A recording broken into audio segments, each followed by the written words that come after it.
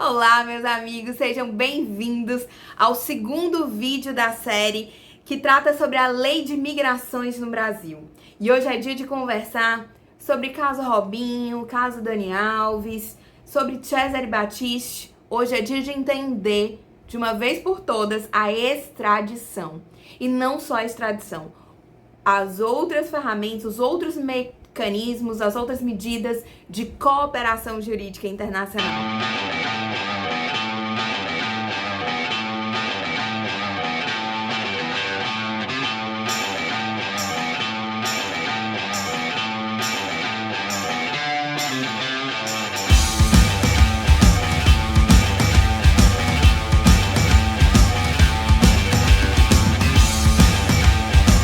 Transferência da execução da pena, também conhecida como extradição executória. O que acontece? A autoridade competente, ela solicita ou autoriza a transferência da execução da pena, mas tem que observar o não bis in idem, ou seja, não pode punir duas vezes pelo mesmo crime. Também tem que observar o preenchimento de alguns requisitos previstos no parágrafo único do artigo 100. Quais são eles? Vamos ler. 1. O condenado em território estrangeiro tem que ser nacional ou ter residência habitual ou vínculo pessoal com o Brasil. Então não pode qualquer pessoa ter essa transferência da execução da pena. Brasileiro nato, por exemplo, que foi condenado no exterior e não é possível a extradição de brasileiro nato, ele pode eventualmente ter contra si solicitada a transferência da execução da pena. 2. A sentença tem que transitar em julgado, então tem que ser uma sentença final irrecorrível no estado estrangeiro. 3. A duração da condenação a cumprir ou que resta para cumprir for de pelo menos 1 ano na data de apresentação do pedido ao estado da condenação. 4º requisito. O fato que originou a condenação tem que constituir infração penal perante ambas as legislações, tanto no estado estrangeiro que o condenou, quanto no estado brasileiro. E também tem que existir, tratado ou promessa de reciprocidade. Então, preenchidos esses 5 requisitos, é possível a transferência de execução da pena. O pedido de transferência de execução da pena, ele vem por via diplomática ou por via autoridade central. O pedido, ele é recebido pelo Poder Executivo e ele é julgado aonde? Aonde que ele é julgado? Não é no STF, gente. Ele é julgado, ele é encaminhado para homologação no Superior Tribunal de Justiça. Quem é que homologa a sentença estrangeira? É o Superior Tribunal de Justiça. O que é que o STF julga? Extradição. Então, a homologação da sentença estrangeira, a análise dos pressupostos de admissibilidade é feita pelo Superior Tribunal de Justiça. E se não for preenchido os requisitos, vai ser arquivado. Se for preenchido, vai se encaminhar para a execução, para o cumprimento da pena. Aonde? No Superior Tribunal de Justiça? Jamais no âmbito da Justiça Federal. Então, a execução da pena será de competência da Justiça Federal. Vamos, então, seguindo para a transferência da pessoa condenada, que é a situação oposta. Na transferência da execução da pena, houve uma condenação de alguém, um brasileiro nato ou com algum vínculo pessoal com o Brasil, foi condenado no estado estrangeiro e o estado estrangeiro pediu ao Brasil, solicitou a execução da pena no Brasil. Já a transferência da pessoa condenada, prevista no artigo 103 aqui da Lei de Migrações, é a situação oposta. É quando a pessoa foi condenada no Brasil e vai cumprir pena fora do Brasil, em outro estado estrangeiro soberano. A transferência da pessoa condenada, primeiro, para ela ser concedida, o pedido tem que se fundamentar em tratado ou existir promessa de reciprocidade. O condenado em território brasileiro, ele poderá ser transferido para o país de nacionalidade, o país que ele nasceu, ou o país em que tiver residência habitual ou vínculo pessoal, desde que expresse interesse nesse sentido, a fim de cumprir pena a ele imposta pelo Estado brasileiro por sentença transitada em julgado. Como a gente percebeu, a transferência de pessoa condenada, ela pode ser no interesse dessa pessoa, ela pode ser solicitada, inclusive, pela pessoa que vai sofrer essa pena. E ela pode ser acompanhada da proibição de reingresso no Brasil. De reingresso em território nacional, na forma de regulamento. Então, é possível acumular com a proibição de reingresso. Então, vamos entender, para a transferência da pessoa condenada, a gente precisa de tratado, acordo internacional, nesse sentido. E a gente precisa também de cumprir os requisitos previstos no artigo 104 da Lei de Migrações. Ela tem que preencher esses requisitos. Quais são os requisitos? 1. O condenado no território de uma das partes for nacional ou tiver residência habitual ou vínculo pessoal no território da outra parte que justifica a transferência. Ou seja, ele tem que ter algum vínculo com o país que a gente vai transferir a execução da pessoa para cumprir a pena. 2. A sentença tem que estar transitada em julgado. 3. A duração da condenação a cumprir, ou que restar para cumprir, for pelo menos 1 ano, na data da apresentação do pedido ao estado de condenação. Isso aqui é igual à transferência para execução da pena. 4. O fato que originou a condenação constituir infração penal perante ambas as leis. Semelhante também aqui. Houver manifestação de vontade do condenado, ou quando for o caso, de seu representante. Houver concordância de ambos os estados nesse cumprimento da execução da pena no outro estado soberano.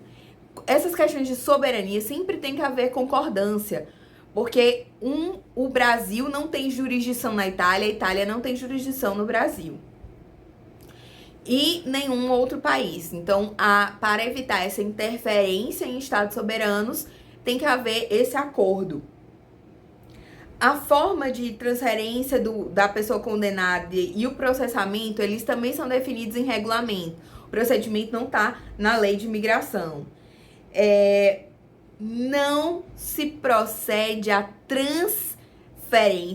transferência de pessoa condenada para cumprimento de pena quando é inadmitida a extradição. Então, nessa hipótese, se for inadmitida a extradição, não há possibilidade de transferência da pessoa condenada.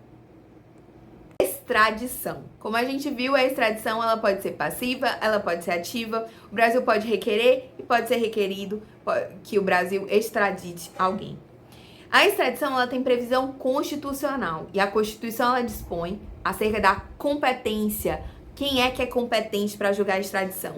O Supremo Tribunal Federal, segundo o artigo 102, inciso 1, a linha G da Constituição Federal. O Supremo Tribunal Federal, ele julga o pedido de extradição solicitado por Estado estrangeiro. A competência legislativa é privativa da União. A Lei de Migrações é uma lei nacional editada pelo Congresso Nacional, porque a competência legislativa para versar sobre extradição, expulsão, imigração é da União, nos termos do artigo 22 da Constituição Federal.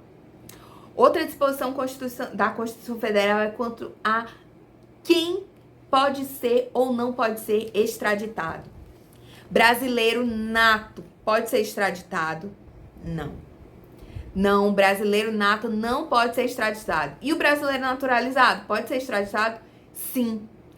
Em que casos? Em crime comum praticado antes da naturalização e desde que esse crime comum não seja crime político ou de opinião, porque o Brasil não extradita ninguém por causa de crime político ou de opinião. O brasileiro naturalizado, ele pode ser extraditado se ele tiver praticado tráfico ilícito de entorpecentes antes, durante e depois da naturalização, porque o Brasil quer desestimular que as pessoas venham se naturalizar para praticar crime de tráfico de drogas. Então, o Brasil colocou essa disposição. Brasileiro nato não pode ser extraditado. Brasileiro naturalizado pode, em caso de crime comum praticado antes da naturalização ou de tráfico ilícito de entorpecentes. Ninguém vai ser extraditado se tiver cometido crime político ou de opinião. Agora vamos entender melhor a extradição que está prevista na lei de migrações. A extradição, ela está prevista a partir do artigo 80 na lei de migrações e ela é uma medida administrativa, a partir do artigo 81. Ela é uma medida de cooperação, ela é uma medida administrativa que tem que ser requerida pela via diplomática ou pela autoridade central, onde se solicita a entrega do brasileiro para a entrega de uma pessoa que está no Brasil, um estrangeiro que está aqui no Brasil, ou residente ou visitante, está aqui. E ele pede por quê? Porque existe um processo criminal contra essa pessoa e aí o Estado estrangeiro quer a instrução, no interesse da instrução processual penal. Ou existe uma condenação contra esse estrangeiro e o Estado soberano pede que o Brasil entregue esse estrangeiro para o cumprimento da pena lá, pelos crimes que ele cometeu. Veja que a extradição, ela ocorre nesse interesse e os requisitos da extradição são esses processos em curso ou a sentença. Além desses processos e da sentença em curso, tem que não incidir em nenhuma das vedações do artigo 82 da Lei de Migrações. O artigo 82 fala de várias hipóteses nas quais não será concedida a extradição. A primeira a gente já conhece, que é a circunstância de brasileiro nato. Brasileiro nato não é extraditado, segundo a lei brasileira. Aí você diz, mas teve um caso que uma mulher assassinou o marido, segundo a justiça norte-americana, a justiça estadunidense, ela assassinou o marido e ela foi extraditada. Então, o que foi isso? Ela abriu mão da nacionalidade brasileira. E por ter aberto mão da nacionalidade brasileira, ela já não era mais considerada brasileira, porque ela abriu mão dessa nacionalidade. Ela jurou a bandeira dos Estados Unidos, sem que ela já tinha o green card, ela jurou a bandeira dos Estados Unidos em detrimento de qualquer outra nacionalidade. Então, ela adquiriu voluntariamente a nacionalidade estrangeira em detrimento da brasileira. Por isso, por não ser considerada brasileira mais, por essa circunstância, então ela pode ser extraditada. Não, no caso, ela é um caso bem específico. Aqui, na Lei de Migrações, no artigo 82, o parágrafo 3º dispõe que, para a determinação da incidência do inciso 1, será observada nos casos de aquisição de outra nacionalidade por naturalização a anterioridade do fato gerador da extradição. Inciso 2. O fato que motivar o pedido não for considerado crime no Brasil ou no estado requerente. Então, a extradição é só por questão criminal. Ilícito civil não extradita. Se não for considerado crime no Brasil, ou se não for considerado crime no estado requerente, não extradita. Também não extradita se o Brasil for competente. Quem é que determina a competência? É os estados soberanos. Então, a Espanha, salvo engano, ela se declara competente para julgar os crimes contra a humanidade, praticados aonde? Em qualquer lugar. Então, o crime contra a humanidade praticado no Brasil, se ele for fato típico, ele vai ser julgado pela autoridade brasileira. E a autoridade brasileira, ela é competente, ela não vai permitir que outra autoridade julgue. Então, se esse crime for no Brasil, a Espanha quiser extraditar, não vai extraditar. Simples assim. Então, se o Brasil for competente, não extradita. 4. Se a lei brasileira impuser pena inferior a 2 anos, também não extradita. A pena tem que ser superior a 2 anos. E a pena é no Brasil. 5. O extraditando, ele tem que ele estiver respondendo a processo ou já houver sido condenado ou absolvido no Brasil pelo mesmo fato. Se ele tiver sido condenado, tá cumprindo a pena aqui, ou já tiver cumprido a pena, não vai ter bis in idem. O Brasil não vai extraditar porque a vedação é o bis in idem. E se ele tiver sido absolvido no Brasil, também não vai extraditar. Pelo mesmo fato. 6. a punibilidade estiver extinta pela prescrição, e aí a prescrição é onde? No Brasil ou no estado requerente. Em qualquer lugar tiver prescrito, não extradita. Também não extradita se o fato constituir crime político ou de opinião. Aqui vale dizer que o Supremo pode deixar de considerar crime político ou de opinião se o crime for genocídio, crime de guerra, atentado contra chefes de Estado estrangeiro. Então, o STF pode extraditar, ainda que seja considerado crime político ou de opinião, se for um caso assim, que isso aí é a disposição do parágrafo 4º. Então, ele pode deixar de considerar crime político, atentado contra chefe de Estado ou quaisquer autoridades, bem como crime contra a humanidade, crime de guerra, genocídio e terrorismo. É importante essa disposição. E, por fim, o extraditando, ele tem que responder no estado requerente perante a juiz ou tribunal de exceção. O Brasil também não extradita. E o Brasil não extradita se for beneficiário de refúgio nos termos da Lei dos Refugiados, a Lei 9.474, ou asilo territorial. Então, o Brasil, ele não extradita nesses casos. Mas, além de ter que cumprir os requisitos positivos e negativos, aqui dispostos, positivos, processo criminal, tem que ter o requerimento pela via diplomática, tem que cumprir esses requisitos negativos, ou seja, não pode estar prescrito, não pode ser crime político ou de opinião, não pode ser brasileiro nato, enfim. Além de cumprir esses requisitos positivos e os requisitos negativos, você também não extradita brasileiro, você também não se realizará a extradição se o Estado estrangeiro não se comprometer com as disposições do artigo 96. Aqui, mesmo que seja caso de extradição, mesmo que seja crime segundo a lei brasileira, a lei do Estado estrangeiro, houver pedido na via diplomática, o Brasil não punir com pena inferior a 2 anos, não estiver prescrito nem na lei brasileira nem na lei estrangeira, ainda assim, se o Estado estrangeiro não se comprometer a, por exemplo, não aplicar a pena de morte, o Brasil não extradita. Vamos entender todas essas hipóteses no artigo 96. Não será efetivada a entrega do extraditando sem que o Estado requerente assuma o compromisso de 1. Não submeter o extraditando à prisão ou processo por fato anterior ao pedido de extradição. 2. Computar o tempo de prisão que no Brasil for imposta por força de extradição. Ou seja, essa remissão penal o Brasil obriga que o Estado estrangeiro aplique essa remissão penal. 3. Comutar a pena corporal perpétua ou de morte em privativa de liberdade, ou seja, o Estado estrangeiro ele tem que se comprometer a não aplicar pena perpétua ou de morte. Ele tem que aplicar no máximo a pena de 30 anos. Ele tem que respeitar esse limite máximo.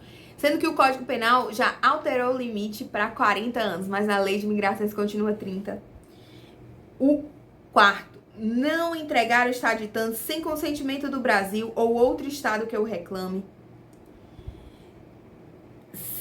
5. Não considerar qualquer motivo político para agravar a pena. Então, ele também não pode considerar qualquer motivo para agravar a pena. Não pode submeter o extraditando à tortura ou outros tratamentos cruéis ou desumanos ou degradantes, porque são penas proibidas no Brasil. O Brasil também não extradita para a pessoa cumprir essas penas fora. Outra questão importante, a possibilidade de prisão cautelar? Sim, a possibilidade de prisão cautelar. Inclusive, no processo de extradição, ela pode ser, esse pedido de prisão cautelar, ele pode ser anterior ao pedido extradicional. Aí, se o Estado estrangeiro fizer esse pedido anteriormente, diante da urgência, ele tem um prazo de 60 dias da notificação da prisão para o pedido extradicional. É importante que se diga. Outra questão também muito importante é quanto aos crimes de ordem tributária. Existem vários compromissos que o Estado estrangeiro tem que fazer, mas o Estado estrangeiro não vai aplicar a lei brasileira. A lei brasileira que diz, inclusive entendimento sumulado pelo Supremo Tribunal Federal, na súmula 24, que os crimes materiais contra a ordem tributária, eles precisam que estejam constituídos definitivamente para que seja configurado o crime contra a ordem tributária previsto na Lei 8.137. Então, é precisa a constituição definitiva do crédito tributário. E se o Estado estrangeiro não tiver a constituição definitiva do crédito tributário, extradita mesmo assim. O Supremo Tribunal Federal, ele decidiu que extradita, porque o que ele não tem que respeitar a norma processual brasileira. É crime aqui, é crime lá? Ok, então pode extraditar. Então pode extraditar nesse caso. É um informativo aqui de jurisprudência, informativo 716. O processo de extradição 1222. Ele diz que o que se exige para reconhecimento do pedido é que o fato seja típico em ambos os países, não sendo necessário que o Estado requerente siga as mesmas regras fazendárias existentes no Brasil. Então, extradita, continua extraditando. Outra disposição importante é quanto à extradição simplificada, a chamada extradição simplificada. A extradição simplificada é quando a anuência do extraditando, ele tem que manifestar expressamente essa anuência. E aí, por decisão, inclusive, monocrática é possível, desde que o extraditando não tenha cometido crime no território nacional e preenchido os requisitos que a gente já mencionou, ele pode ser concedido um procedimento mais célere ou simplificado, uma entrega voluntária ou extradição voluntária desse extraditando. O ministro do STF, ele ainda realiza um controle de legalidade, mas é possível uma celeridade maior nesse processo se houver a voluntariedade, o extraditando quiser realmente ser extraditado. Eu não entendo que alguém ia querer, mas enfim. Outra coisa importante sobre os processos de extradição é que existe a necessidade de existir tratado de extradição. No Brasil existem 30 tratados bilaterais em vigor e 7 tratados multilaterais de extradição. E se não existirem tratados e for feito um tratado posteriormente à prática do fato criminoso, você pode extraditar? Se o fato foi praticado antes de existir tratado? Pode. Pode sim. O Supremo Tribunal Federal, ele entende que esse requisito da norma penal mais benéfica, isso não é aplicável, não incide essa vedação constitucional. Isso foi decidido no processo de extradição 867 de 2003. Então, as normas extradicionais, legais ou convencionais, não se constituem lei penal, não incidindo em consequência a vedação constitucional de aplicação a fato anterior da legislação penal menos favorável. Além disso, a inexistência completa do tratado de extradição não impede a formulação e atendimento de pleito extradicional. Isso foi decidido no processo de extradição 897 de 2004. Então, se o Estado requerente promete uma reciprocidade, você pode, pela via diplomática, realizar a extradição. Outra coisa, a Interpol tem legitimidade para pedido de extradição. E a extradição passiva não confere ordinariamente ao STF qualquer poder de indagação sobre o mérito da pretensão deduzida pelo Estado requerente ou sobre as provas que embasam o pedido de extradição. Isso está no informativo de jurisprudência 816, essa última decisão. E o que é que o STF decide? O STF, ele analisa se há prescrição penal, dupla tipicidade, as razões do pedido de extradição, se não é crime político ou de opinião. E é importante que se diga que nenhuma extradição será concedida sem prévio pronunciamento do STF sobre a legalidade e procedência e não cabe recurso à decisão sobre extradição do STF. A extradição, ela é um procedimento que, em certa medida, diz respeito à soberania dos estados. Então, ela é decidida pelo chefe do Poder Executivo. Mas ela tem entre o juízo de admissibilidade do Poder Executivo e a decisão final do procedimento Poder Executivo, acerca da extradição, tem um procedimento intermediário obrigatório que passa pelo Poder Judiciário. Qual Poder Judiciário? O Supremo Tribunal Federal. O Supremo Tribunal Federal é competente originariamente para julgar os pedidos de extradição. Então é isso. Essa foi a extradição, a mais importante medida de cooperação jurídica internacional.